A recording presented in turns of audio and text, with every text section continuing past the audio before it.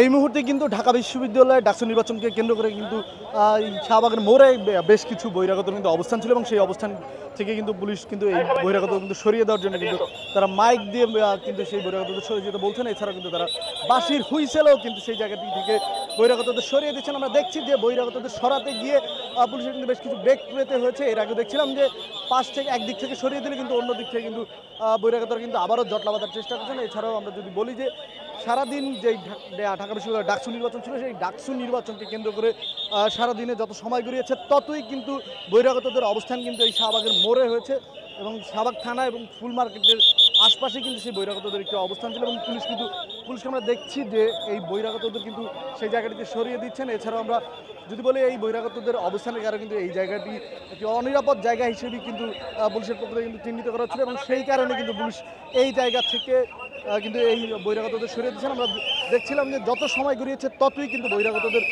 ভিড় কিন্তু এই শাহবাগের মোড়টিতে কিন্তু বৃদ্ধি পেয়েছে, বিশেষ করে যেটি জাতীয় জাদুঘর এবং শাহবাগ থানার সামনে যে জায়গাটি রয়েছে সেই জায়গাটিতে কিন্তু বহিরাগতদের অবস্থান কিন্তু ছিল।